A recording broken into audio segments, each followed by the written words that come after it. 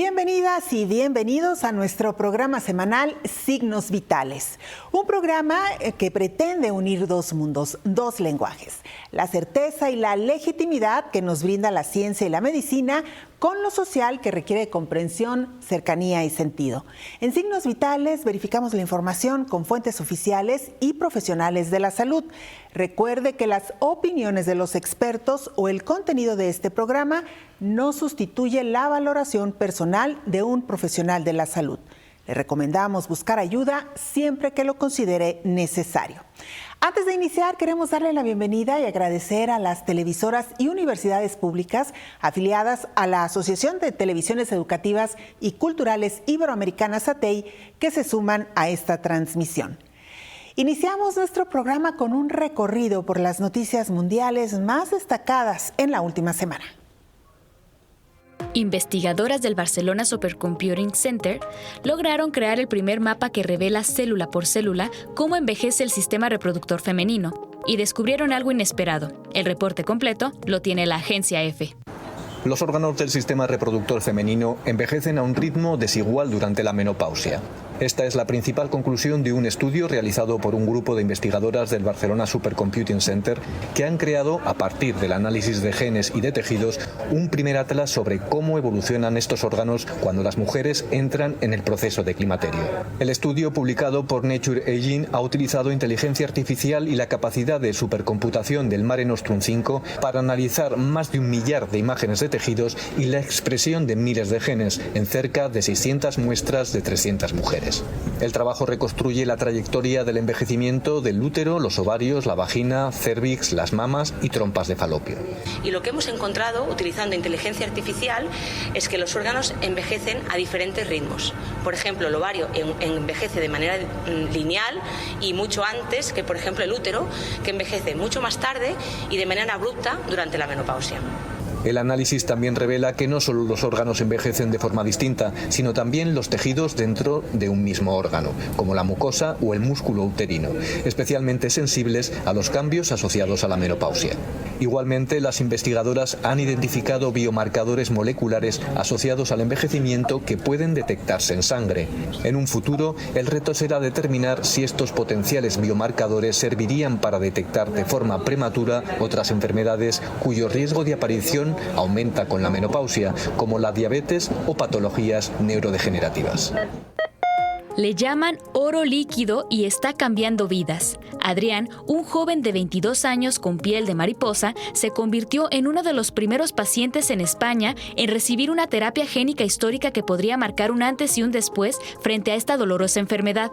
Es también un informe de la agencia EFE. Esta es la habitación en la que Adrián Soto, un joven que padece la enfermedad piel de mariposa, pasa entre 4 y 5 horas diarias. Allí, su madre y su padre, con el apoyo de una enfermera del Servicio Andaluz de Salud, realizan curas todos los días.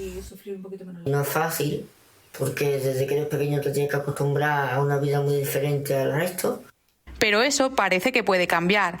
Adri es una de las 2 primeras personas tratadas en España de esta enfermedad con terapia génica en un hito histórico, el medicamento Yubec, al que consideran oro líquido. Estoy un poco todavía en shock porque es algo muy novedoso. Unas 16 heridas le ha podido tratar el equipo médico con las gotas del ansiado fármaco. Mi mayor deseo es que llegue a todos y cada uno de los afectados. En casa de Adri ahora se respira satisfacción y optimismo tras la batalla durante años por este objetivo y esperan que pueda ser así en el resto de hogares. Alerta sanitaria en alta mar. La OMS investiga un posible brote de hantavirus a bordo de un crucero en el Atlántico, luego de que se reportaran 3 muertes relacionadas con esta peligrosa infección respiratoria. El reporte es de la agencia AFP. La Organización Mundial de la Salud informó el domingo de 3 muertes relacionadas con un posible brote de hantavirus en un crucero en el Atlántico. Viajaba entre Ushuaia, Argentina y Cabo Verde. El domingo se encontraba frente al puerto de Praia, la capital de Cabo Verde. Esta enfermedad puede causar síndrome respiratorio agudo. Hasta la fecha se ha confirmado un caso de infección por hantavirus en laboratorio y hay otros 5 casos sospechosos. De las 6 personas afectadas, 3 han fallecido y una se encuentra actualmente en cuidados intensivos en Sudáfrica, según informó la Organización Mundial de la Salud. Los hantavirus se transmiten por roedores, por contacto con su orina, heces y saliva, según los Centros para el Control y Prevención de Enfermedades de Estados Unidos. Aunque es poco frecuente, este virus puede transmitirse de persona a persona y causar una enfermedad respiratoria grave, según indicó la Organización Mundial de la Salud, señalando que los pasajeros y la tripulación están recibiendo atención médica. Según una fuente familiarizada con el caso, que habló bajo condición de anonimato, entre los 3 fallecidos se encontraba una pareja neerlandesa y la tercera víctima aún se encontraba a bordo del barco. Un plato de comida hace la diferencia. Un nuevo estudio revela que la alimentación escolar es clave para mejorar la concentración, el aprendizaje y el desarrollo de niñas y niños que viven con desnutrición crónica. Es la agencia EFE con la información. La alimentación escolar puede ser una herramienta clave para mejorar el desarrollo de niños con desnutrición en Ecuador, según un estudio presentado por la organización World Vision. El informe advierte que una mejor nutrición en las escuelas puede impactar positivamente en la concentración, el rendimiento académico y el desarrollo cognitivo de los menores. Así lo afirma Karina Ponce, especialista de incidencia de World Vision. El llamado a la acción que tiene la organización en esta mañana es aprovechar la plataforma escolar como una intervención para poder mejorar e incidir en la alimentación de los niños. El estudio, basado en más de 600 niños entre 7 y 10 años, también evidencia una fuerte desigualdad nutricional marcada por la pobreza. En distintas regiones del país, la dieta de los menores presenta limitaciones, desde el consumo de alimentos ultraprocesados hasta la falta de diversidad alimentaria. El llamado es aprovechemos esta última ventana de oportunidad que comprende de los 7 a 10 años para poder revertir de alguna manera los niveles de nutrición crónica infantil. Además, los investigadores alertan sobre la falta de control en los bares escolares, donde aún se venden productos poco nutritivos. Por su parte, el director de World Vision en Ecuador, Esteban Lazo, subrayó la importancia de fortalecer estos programas. Necesitamos hacer un trabajo potenciado en lo que se refiere a alimentación escolar y políticas integradas que nos puedan articular y ayudar a que la producción local también tenga un efecto en lo que se refiere a la dieta de los niños. El informe concluye que mejorar la nutrición infantil no solo impacta en la salud, sino también en el aprendizaje y en el futuro de las nuevas generaciones. Después de años de espera, llegaron las primeras compensaciones para víctimas del envenenamiento masivo que estremeció a Panamá. Pero para muchos sobrevivientes, el dinero no alcanza para reparar una vida marcada por secuelas permanentes. Como insuficientes, han sido calificadas por parte de las víctimas las compensaciones de $25,000 a cada una de 3 víctimas por el envenenamiento masivo con un jarabe para la tos producido por el Seguro Social de Panamá entre 2004 y 2006, el cual dejó cientos de muertos. Así lo expresó Gabriel Pascual, presidente del Comité de Familiares por un Derecho a la Salud y la Vida, los cuales pedían $6 millones por daños y perjuicios materiales y morales, y que ahora prometen llevar el caso a instancias internacionales, pues señalan que el fallo desconoce las enfermedades y la discriminación que han sufrido los afectados. Desconocer el daño psicológico, desconocer la parte médica, es seguir atentando contra la voluntad, contra los derechos humanos y sobre todo con la calidad de vida de las víctimas. $25,000 considerados, y repito, no sabemos los criterios, vulneran esos derechos. En su momento se estableció que el jarabe en mención contenía un refrigerante industrial llamado dietilenglicol. Según la ONU y la Organización Mundial de la Salud, este caso dejó al descubierto una cadena de suministros internacional y local plagada de falsificación y negligencia. Según las víctimas, los fallecidos se estiman en más de 800, mientras que más de 1,000 personas que lo consumieron sufren secuelas crónicas. Y al final lo que siempre hemos discutido con las autoridades del gobierno es que va a ser al final de este proceso incuantificable la víctima. 220,000 envases, 110,000 recetas que se distribuyeron en ese lapso de tiempo versus la cantidad de demanda de pensiones. Ahora mismo hay alrededor de más de 950 pensiones que reciben las víctimas del dietilenglicol y hay en espera más de 700 casos Explica Pascual que en la Fiscalía reposa un expediente con 15.000 nombres que indican, entre otras, dónde le dieron el medicamento a cada uno y en qué fecha. Asegura que no todos se enfermaron y tampoco todos los afectados denunciaron su situación. El maestro de ciencia, nombre artístico de Narciso Cosme Aguilar, es uno de los sobrevivientes de la ingesta de un jarabe para la tos envenenado. Narciso Cosme Aguilar trabajaba en mantenimiento de edificios en el 2005, cuando un día en el que se resfrió, acudió a una clínica de la Caja del Seguro Social de Panamá, donde le recetaron un jarabe para la tos que debía tomar 3 veces al día. Uno de los componentes del supuesto remedio era dietilenglicol, un refrigerante industrial que le cambió para siempre la vida a este hombre y a otros cientos de personas que terminaron envenenadas entre 2004 y 2006 por las mismas causas. Yo jamás había sufrido depresión, no era diabético, no tenía nada de eso, dolores por todo el cuerpo, quemándome por dentro, ese quemante siempre me daba. Este cantante, reconocido como el maestro de la ciencia, sufre secuelas desde hace 21 años, como pérdida de la memoria y dedos muy rígidos que, por ejemplo, le impiden escribir. También dice padecer de depresión, debido a que asegura no tener una vida propia, ya que no puede trabajar desde 2013, cuando su deterioro físico y mental se aceleró. No es muy distinto el caso de Omaira Tristán, quien también tomó el jarabe y sigue padeciendo deterioro neurológico y los dolores en el cuerpo desde que se resfrió en el 2006.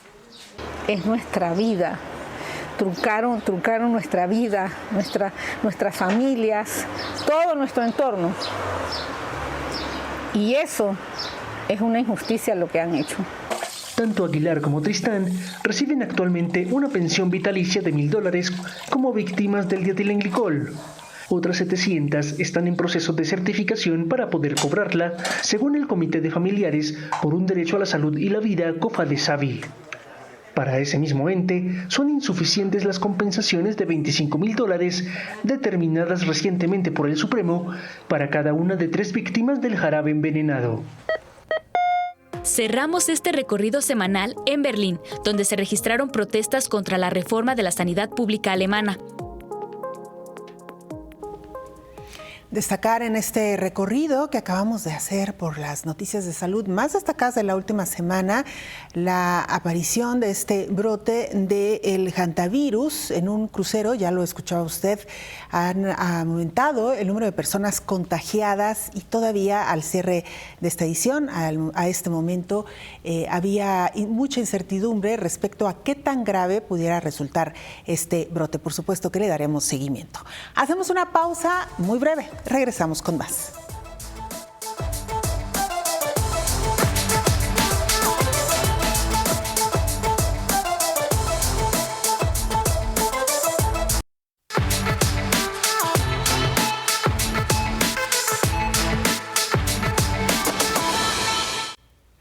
La tecnología y la medicina se unen de nueva cuenta para salvar vidas. En un hospital de España se ha logrado un hito en el ámbito de la reconstrucción mamaria para pacientes con cáncer de mama. Vamos al siguiente informe. Hito en la sanidad pública española. El Hospital La Paz de Madrid ha llevado a cabo una reconstrucción mamaria con tejido abdominal asistida por robot. Un avance que busca, ante todo, reducir el impacto físico en la paciente. Así lo explica el doctor César Casado. Juntando la cirugía robótica con la cirugía manual tradicional, intentamos conseguir que las pacientes tengan una mejor recuperación, con menor dolor y puedan tener menos secuelas a largo plazo en la zona donante del tejido que tomamos para reconstruir la mama. La clave de este éxito es la precisión del sistema Da Vinci.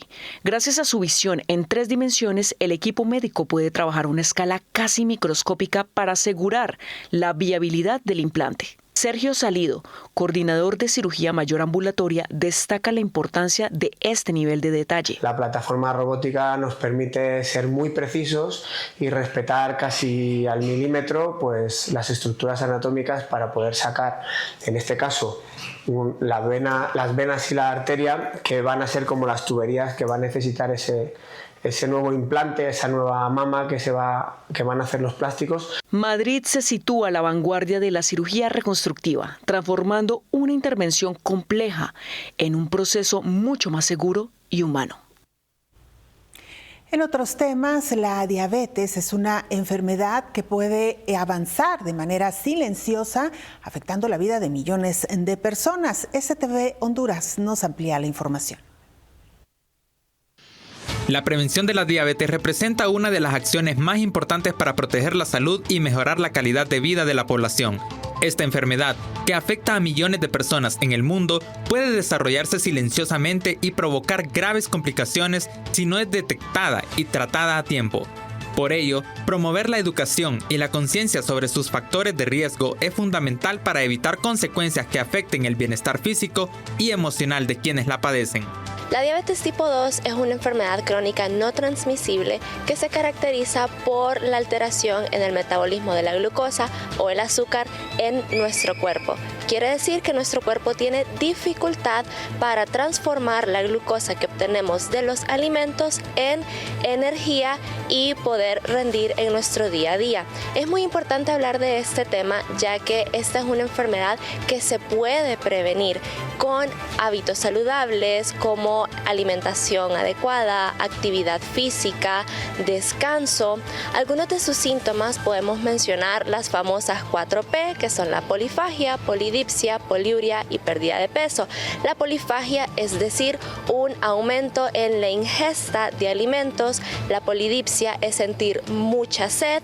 La poliuria es hacer pipí muchas veces, y la pérdida de peso, pues el descenso en nuestro peso corporal.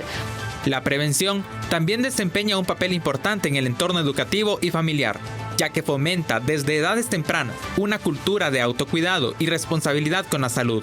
Informar a niños, jóvenes y adultos sobre la importancia de una vida saludable contribuye a formar generaciones más conscientes y preparadas para prevenir enfermedades crónicas. En Honduras se ha visto un gran incremento de diabetes tipo 2, especialmente en niños, y eso es algo que realmente es alarmante, porque antes predominaba la diabetes tipo 1 en esta población. Sin embargo, ahora vemos que predomina en su mayoría la diabetes tipo 2, una enfermedad que realmente es prevenible, se puede controlar que la persona no la llegue a desarrollar, y realmente es alarmante que niños a edades tan tempranas estén presentando este tipo de diagnóstico. Definitivamente una de las recomendaciones principales, y que yo diría que ocupa el primer lugar, es la actividad física. El músculo utiliza muy bien el azúcar que obtenemos de los alimentos y va a ayudar a que tengamos un metabolismo más saludable precisamente de esta glucosa. Y en segundo lugar, por supuesto, la alimentación saludable. Es muy importante que cuando en nuestra familia tenemos un pariente con diagnóstico de diabetes tipo 2, realmente nos involucremos en el acompañamiento de su diagnóstico y en el acompañamiento de su tratamiento, puesto que esa enfermedad implica cambios de hábitos en alimentación, actividad física. Es muy importante que este pariente mire cómo todos los demás nos involucramos en hacer ejercicio, en comer mejor, en dormir mejor, en tomar más agua, ya que de esta manera él no se siente aislado, no se siente señalado por su condición, y además de que por supuesto es ganancia para todos involucrarse en hábitos de estilo saludables, ya que si uno no lo padece, disminuye el riesgo de llegar a tenerlo en un futuro. La diabetes tipo 2 es una enfermedad prevenible. Con hábitos saludables como alimentación adecuada, actividad física, sueño, realmente podemos ayudar mucho a nuestro cuerpo a estar saludable y tener calidad de vida. Si tiene dudas sobre si tiene alguno de estos síntomas o la puede llegar a padecer, no duden en consultar con su profesional de la salud. Para Signos Vitales, informó desde Honduras Joseph Laínez de STVE. Muchas gracias a Joseph Laínez por este interesante informe y sobre todo quedarnos con estas recomendaciones. Recuerden que un diagnóstico temprano suele generar enfermedades que pueden tener un mejor pronóstico y suelen ser mucho más llevaderas, en el caso específico, por supuesto, de la diabetes. Vamos a hacer una pausa, pero usted no se vaya, porque cuando regresemos vamos a entrar a nuestro tema central, el cáncer de colon.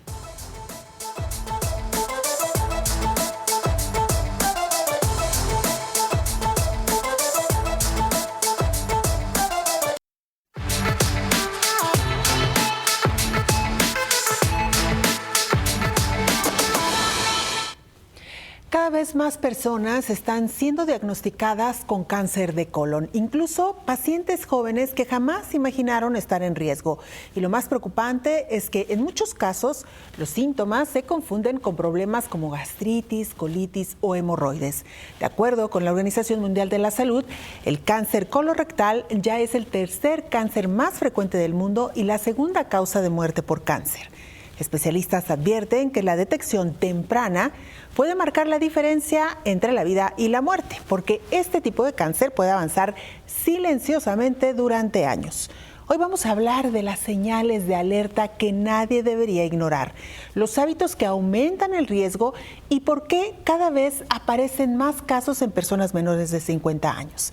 Para hablar de este tema, damos la bienvenida a la cirujana coloproctóloga Frida Gutiérrez Pérez. Doctora, bienvenida. Muchas gracias por acompañarnos. Al contrario, Belén, muy contenta de estar aquí. Sin duda alguna, un tema que nos era indispensable abordar, por esto que ya mencionábamos, doctora, lo que tiene que ver con estos signos de alerta, de atención, que deberían de ser atendidos por los pacientes, pero que muchas veces al confundirse con otros padecimientos se van dejando por ahí en el cajón, digamos, de las enfermedades. Del después me ocupo. Sí, es importante lo que mencionabas hace un momento, el sangrado al evacuar. Es un tema que en automático lo mandamos al cajón de las hemorroides. Pero aún así, entre la comadre Juana y ahora doctor Google y el chat GPT, peor tantito, nos vamos encontrando excusas para él, ¿no? ¿Por qué? Porque no queremos revisarnos, porque no queremos que nadie nos toque. Es una zona de pudor, es un tema de pudor el decir que hay sangrado al evacuar. Y sin embargo hay muchas patologías que sangran y una de ellas es el cáncer de colon y recto. De hecho, una de las frases favoritas que yo tengo en el consultorio es: las hemorroides sangran, pero el cáncer también. Entonces, como tú lo apuntabas hace rato, es importante que sea el especialista quien haga el diagnóstico. Claro. Doctora, ¿hay indicios de por qué cada vez estamos hablando más de cáncer de colon? Es una patología que está obviamente siendo ahorita un tema importante de salud, pues que hay una prevalencia mayor, ¿no? Y sobre todo también la importancia está en que cada vez más se está presentando en gente joven. Y desafortunadamente el cáncer colorectal es más agresivo, su estirpe histológica es más agresiva en los pacientes menores de 50 años. Entonces, la detección temprana viene siendo aún más importante, puesto que es un cáncer que puede curarse, es un cáncer en el que existe ya en México los tratamientos adecuados, siempre y cuando sea detectado en una etapa temprana. Antes de pasar justo a esas etapas y cómo y cuándo un paciente debería acudir con el especialista, justo investigando un poco sobre el tema, nos preguntábamos por qué cada vez en personas más jóvenes, doctora. No sé si tenga que ver la cuestión de los alimentos procesados, que hay ya una tendencia, ¿no?, a irlos dejando, pero sí es importante esta tendencia a los pacientes de menores de 50 años e incluso menores de 40 años, que de hecho es una tendencia como nota aparte que se ve también en el cáncer de mama. Cada vez están siendo más afectadas mujeres jóvenes, incluso en sus 20s, por el cáncer de mama. Claro. Doctora, si nos permite, vamos a ver a continuación una de las piezas informativas que nos ha preparado nuestra compañera Rocío López Fonseca para sumar más elementos a esta conversación. Claro. Vamos al siguiente informe. Alertan especialistas de los hospitales civiles de Guadalajara que cada vez más jóvenes de entre 20 y 30 años están siendo diagnosticados con cáncer colorectal, una tendencia al alza que ha sorprendido al personal de salud debido a que esta enfermedad se presentaba en personas mayores de 50 o 60 años en México, principalmente en hombres. El jefe del servicio de proctología del antiguo Hospital Civil Fray Antonio Alcalde, Roberto Ulises Cruz Neri, explica. Ya teníamos en mente y ya teníamos en el radar este tipo de patologías, pero ha cobrado especial importancia en años recientes, porque hemos notado un shift o hemos notado un cambio respecto a la aparición de este tipo de eventos en poblaciones mucho más joven, y también en donde la tendencia global en la atención en diferentes tipos de cáncer ha logrado mantener una sobrevida un poco más amplia, y hemos detectado que cáncer de colon y recto ya se está volviendo la segunda causa de muerte a nivel global.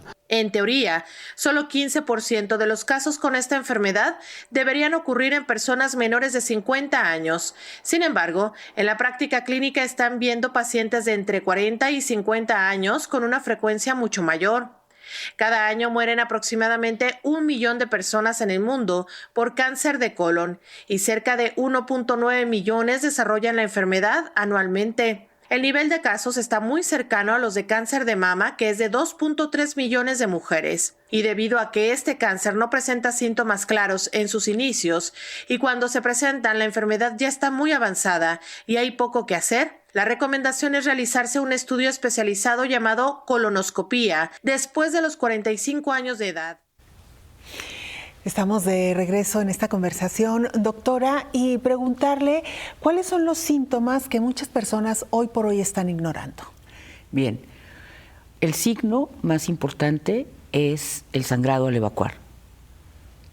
La disminución en el calibre del excremento es también uno de esos datos, puesto que una tumoración en la luz del intestino pues ocasiona que el excremento al pasar por ahí se adelgace o incluso se fragmente.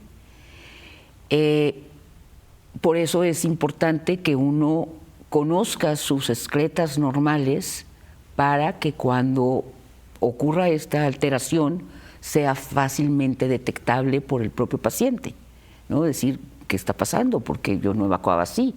Esos cambios nos pueden alertar a esta sintomatología que puede relacionarse con otras enfermedades, obviamente. Sin embargo, es parte de los signos más importantes de alerta en cuestión del cáncer de colon. La forma, color, frecuencia de las heces, incluso, doctora, ¿nos podría hablar de otros padecimientos? Sí, claro. Por ejemplo, una colitis espástica, lo que antiguamente le llamábamos el síndrome de colon irritable, puede dar fragmentación del excremento o puede dar adelgazamiento del excremento, cambios en el patrón de evacuaciones. Entonces, pues sí, en ese sentido es una enfermedad que pudiéramos decir tiene estos mismos signos de alerta que el cáncer de colon y recto. Claro. Ahora, doctora, hablando precisamente de las heces y aprovechando que tenemos a una especialista en esta parte del intestino, del aparato digestivo, ¿cómo tendría que ser una hece normal, si podemos definirla así? Bueno, obviamente está muy relacionado en cada paciente en la cuestión de su alimentación y en la cuestión de su ingesta de agua, ¿no? Pero idealmente el hábito intestinal normal, esto es la frecuencia con la que una persona evacúa, es un rango que va de 3 evacuaciones al día a 3 evacuaciones por semana. Incluso esta conseja que a veces tenemos de que tenemos que evacuar a diario provoca un abuso de laxantes que luego causa más daño en el colon. Pero ese es el hábito intestinal normal.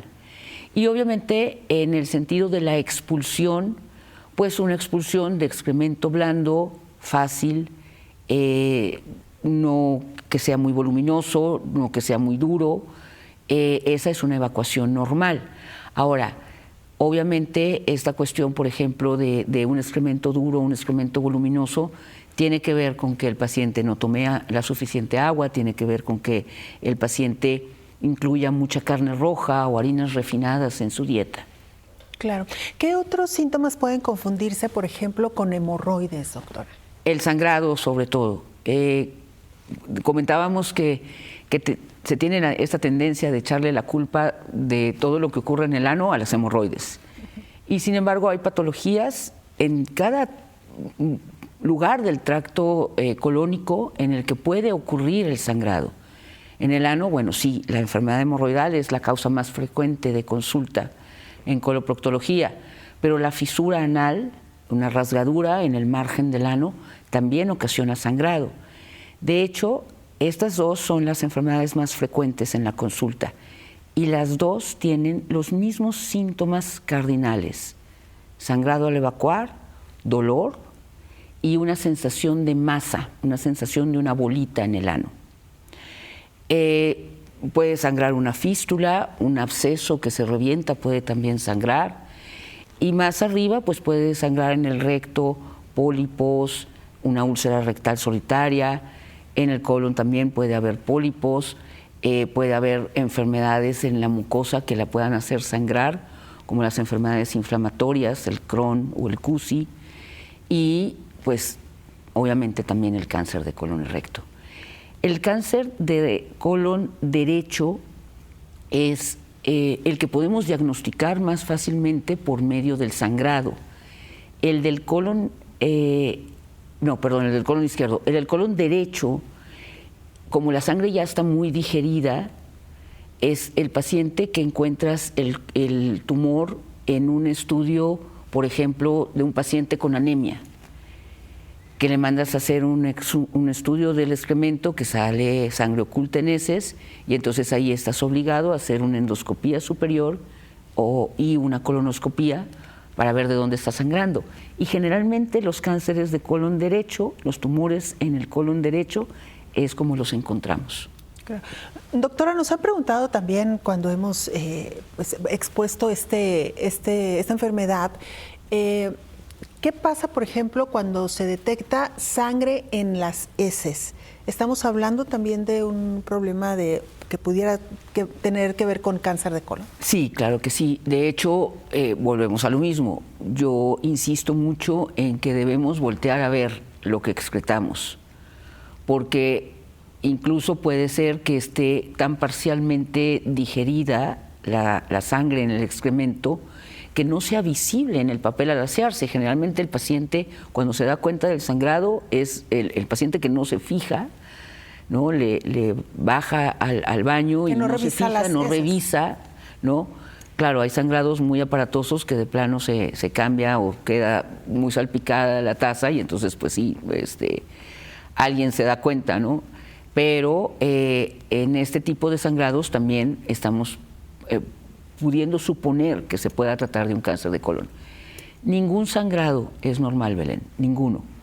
Por escaso que sea, por esporádico que sea, y encontrarle pretextos, encontrarle el pretexto de que son las vitaminas nuevas, de que comí betabel, que es un típico,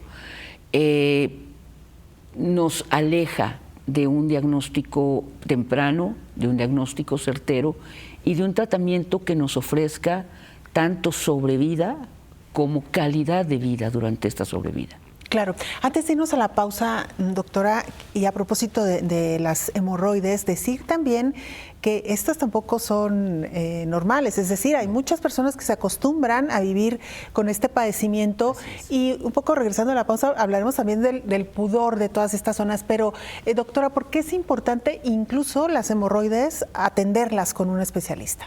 Bueno, hemorroides tenemos todos, son venas que drenan el canal anal y la porción distal del recto, pero cuando se enferman es porque se hacen varicosas, entonces provocan dolor, esta congestión venosa puede provocar el sangrado, la gente se siente muy inflamada y obviamente pues sí es cierto lo que dices, la gente se acostumbra a esto.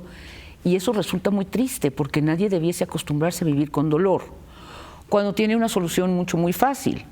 Entonces, es esta sensación de incomodidad que puede incluso alterar la vida cotidiana de una persona, ¿no? Es decir, no, pues ya no voy a cenar con los amigos porque si tengo ganas de evacuar y las hemorroides se salen y empiezo a sangrar y ya voy a estar incómodo.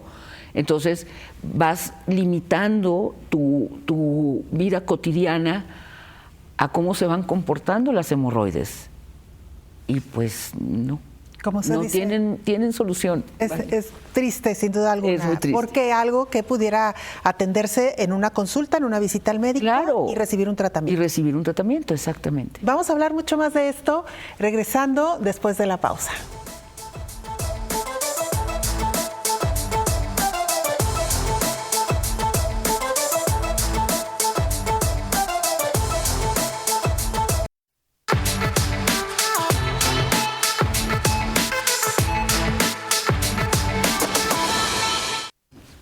Estamos de regreso en este programa de Signos Vitales, hoy abordando un tema sin duda alguna por demás importante, el cáncer de colon y una manera de prevenirlo y por supuesto también de identificar algunos síntomas que, lo decíamos ya antes de irnos a la pausa, pueden confundirse con otros padecimientos. Pero, doctora, continuando con esta charla, ¿qué hábitos están aumentando el riesgo de cáncer de colon?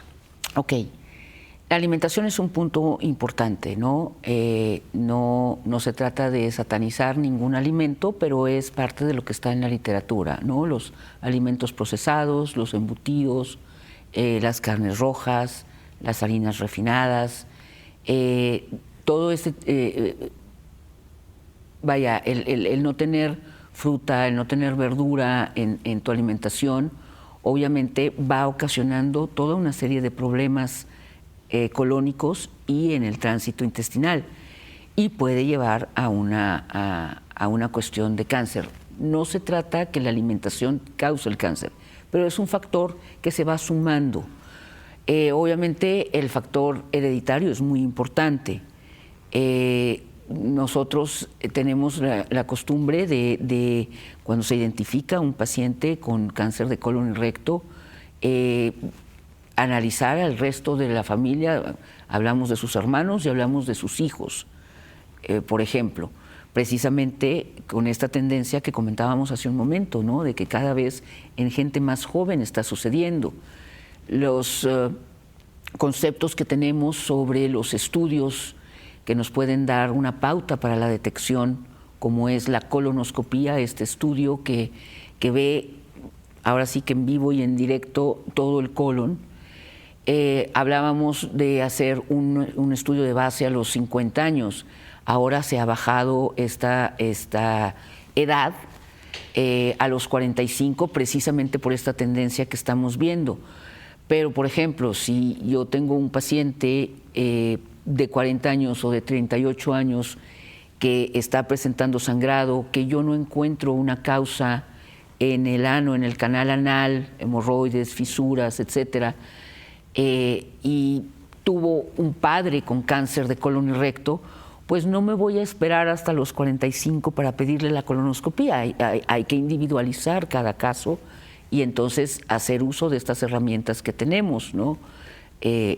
Tenemos, por ejemplo, estos patrones de el antígeno prostático a partir de los 40, la mamografía a partir de los 40, el Papa Nicolau a partir del inicio de la vida sexual activa.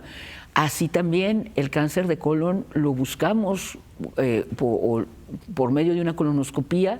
Te digo, antes era a partir de los 50, ahora en los últimos años se ha determinado a partir de los 45, pero individualizar cada caso también es importante. Claro. Factores como el cigarro, el alcohol, el sedentarismo. Doctor. El sedentarismo es importante. El cigarro y el alcohol influyen como influyen en cualquier tipo de cáncer, ¿verdad? Y una parte importante es los buenos hábitos intestinales, ¿no? Volvemos a lo mismo, no es que el estreñimiento vaya a causar el cáncer, pero sí hay una asociación. Entonces, ese es otro tema interesante porque a veces vemos el estreñimiento como lo que nos tocó vivir, como la manda que nos tocó, como que así son todos en la familia. Y no es así. El estreñimiento es una enfermedad que tiene un tratamiento. Claro. Y que, como usted decía también, muchas veces está relacionado con soluciones tan aparentemente sencillas como una ingesta suficiente de fibra y, por supuesto, suficiente agua para poder procesar todo. La evaluación de un paciente con estreñimiento es bien interesante porque existe constipación, existe estreñimiento y hay de perdido 25 subcapítulos. debajo de cada una de estas entidades. No es como, bueno, pues el laxante que le sirvió a mi abuelito, que hacía puras piedras porque estaba acostado, me va a servir a mí de maravilla porque yo estoy activa. No es así. Y desafortunadamente el uso y abuso de laxantes sin una guía médica causa trastornos a la larga a la mucosa del colon. Claro. Doctora, ¿qué porcentaje, digamos, o qué tanto pesa el tener los antecedentes familiares? Sí pesa. De hecho, es uno de los factores que en la evaluación de un paciente con una tumoración colónica tomamos en cuenta. Bueno, pues hablábamos ya, por supuesto, de cuáles son los estudios que se recomiendan. Y si le parece, doctora, vamos a ver esta siguiente pieza de nuestra compañera Rocío López Fonseca y regresamos para profundizar sobre qué estudios se deberían de practicar cada uno de los pacientes. Vamos al siguiente informe. El cáncer de colon y recto es uno de los primeros cánceres que matan a las mujeres en este país. Algunos años se ubica en la tercera causa. En el Centro de Investigación Biomédica de Occidente se encuentra en la fase final de validación de un innovador método de diagnóstico para pacientes que pasaron por quimioterapia o cirugía debido a su diagnóstico de cáncer de colon y recto, lo que permitiría monitorear posibles recaídas al analizar datos demográficos y moleculares de manera simultánea, explica la investigadora de la División de Medicina Molecular del CIBO, Mónica Rosales Reynosa. Están realizando investigación de 2 proyectos, uno para una prueba diagnóstica y otro para el seguimiento de pacientes que ya han pasado por quimioterapia o cirugía por diagnóstico de cáncer de colon y recto, permitiendo en un futuro monitorear de cerca posibles recaídas analizando en conjunto datos moleculares, clínicos y demográficos. El objetivo de la investigación de seguimiento es sobre todo para evitar pruebas invasivas como la colonoscopía, y tan solo con un análisis de genes se pueda diagnosticar la enfermedad y predigan recaídas a través de una muestra de sangre. Este proyecto ya se encuentra en validación clínica. De seguir por este camino, podría bastar una muestra de sangre para diagnosticar la enfermedad y dar seguimiento e incluso hasta prever la reaparición de la misma. Y para hablar precisamente de qué estudios, doctora, debemos de realizarnos, ¿qué es una colonoscopía? ¿Cómo podríamos explicársela a nuestra audiencia? Okay. Una colonoscopía es un estudio que se hace en un hospital con un anestesiólogo presente. El paciente está sedado, está dormido, no va a sentir nada. Se hace una preparación colónica, esto quiere decir se laxa al paciente para limpiar perfectamente el colon. Y la colonoscopía en sí es un estudio, imagínate una sonda con una cámara que va a entrar a través del ano y va a recorrer todo el colon hasta el ciego, hasta donde termina, digamos, el colon, ¿no? Y empieza ahí ya el intestino delgado. Pero la importancia de esto es que el endoscopista, que es la persona, el especialista que realiza estos estudios, está viendo paso por paso, milímetro tras milímetro de la mucosa del colon. Ahí se puede diagnosticar toda una serie de enfermedades. La verdad es que es una de las pruebas diagnósticas más útiles que tenemos, no solamente para el cáncer. Los pacientes, por ejemplo, con enfermedades inflamatorias intestinales, el CUSI, el Crohn, o sea, se diagnostican por medio de una endoscopía, de una colonoscopía y de una biopsia. Cuando el endoscopista ve algo que le resulta sospechoso, hace una biopsia y entonces pues establece el diagnóstico. Incluso hay colonoscopías que pueden ser tanto diagnósticas como terapéuticas. Imaginemos a una persona con un sangrado y no encontramos en el consultorio, hacemos un estudio que se llama anoscopía, que es una colonoscopía en pequeñito porque abarca los 4 o 5 centímetros del canal anal. Ahí identificamos hemorroides, ahí, claro, hay cánceres que también están tan bajos que los podemos identificar ahí, pero en el consultorio no se hace más nada, no se hace nada invasivo. Entonces, pero imagina a alguien a quien no le encontramos nada en la anoscopía del consultorio que explique el sangrado. Entonces lo mandamos a colonoscopía y el endoscopista detecta o encuentra un pólipo. y lo reseca. Obviamente está obligado a resecarlo y a mandarle a biopsia. Muy importante porque el 10% de los pólipos tienen una capacidad de malignización. Ahí es donde puede empezar un cáncer, por ejemplo, ¿no? Y entonces, al quitar el pólipo, al resecarlo y mandarlo a biopsia, pues el paciente deja de sangrar porque la causa, la fuente del sangrado se ha retirado. Por eso te cuento que puede ser tanto diagnóstico como terapéutico el estudio de colonoscopía.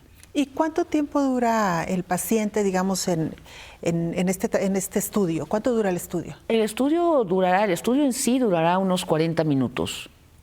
Y el paciente se queda un rato en recuperación, siempre se recomienda que vaya acompañado, porque bueno, aunque el anestesiólogo no te va a permitir irte hasta que estés despierto y digamos en tus 5 sentidos, pues los reflejos pueden estar un poquito disminuidos por la sedación. Entonces se recomienda que no utilice o no maneje para ir al estudio. Doctora, solamente para dejarlo claro, ¿quiénes deberían de realizarse una colonoscopía antes de los 45 años, presenten o no síntomas, haya o no antecedentes de cáncer en familia? Yo creo que esos son los pacientes ideales a los que hay que realizar la colonoscopía de manera temprana.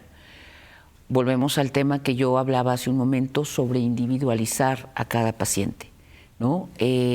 Un paciente que tiene antecedentes heredofamiliares y está sangrando y en esta anoscopía, en esta colonoscopía pequeñita en el consultorio no le encuentras un paquete hemorroidal que esté enfermo y que puedas echarle la culpa del sangrado, entonces más vale hacer la colonoscopía. Yo soy muy contraria a pedir estudios parciales como la rectosigmoidoscopía, que llega nada más hasta al recto y la parte de la S, como se llama esta parte del colon, que es el sigmoides. Yo creo que si vas a evaluar a un paciente, pues lo evalúas de manera completa. ¿Y alguien que no tiene síntomas, que no tiene antecedentes? Pues es que sería estar haciendo estudios que pueden no reportar nada, porque no haya nada, generalmente habrá un síntoma. Volvemos por ejemplo, al tema del paciente que tiene un tumor en el colon derecho. Este paciente no va a tener síntomas, este paciente no va a tener disminución en el calibre de las heces, no va a tener sangrado visible, porque la sangre ya se digirió en todo el trayecto, ¿no?, del excremento. Pero es, por ejemplo, un paciente que empiezas a estudiar por anemia. Entonces tú dices, bueno, pero la anemia, ¿qué tiene que ver? O sea, pues no come bien, le falta hierro, bla, bla, bla. Un paciente al que tú le diagnosticas anemia, imaginemos, una mujer en etapa fértil, tú dices, bueno, tú averiguas, oye, tiene unas menstruaciones muy copiosas, puede ser por ahí. Pues sí, pues no. Entonces le mandas a hacer estudios, por ejemplo, empezamos por estudios más sencillos, ¿no?, como empezar por un coprológico, un estudio del excremento. Pero si ese coprológico que analiza si hay sangre oculta en el excremento, en esa muestra, entonces estamos obligados a estudiar al paciente tanto en una endoscopía superior, esófago, estómago, duodeno, como en una colonoscopía. Claro. Y generalmente, te digo, es el paciente al que encuentras el tumor en el colon derecho. Claro, porque también puede haber otros padecimientos que producen sangrado y que pueden empezar desde una... sí, claro, desde arriba, una úlcera gástrica, una gastritis erosiva, todo eso puede que por ejemplo hay algunos que sí, el sangrado puede ser tan copioso y que venga desde arriba, que entonces el excremento cambia de color. ¿Recuerdas que me preguntabas hace un momento sobre eso? Sí, este excremento negro, que se le llama melena, habla de un sangrado del tracto digestivo superior. Ahí habría que buscar entonces en otra parte del... Así es, en una endoscopía superior que va a ver el esófago, el estómago y la primera porción del intestino. Doctora, muy brevemente, y para con esto despedirnos, una colonoscopía... ¿se tiene que hacer como las mujeres se hacen de manera rutinaria, un estudio en mamas, o regresamos al punto de cuando hay algunos indicios, hay antecedentes? Cuando hay, hablábamos de que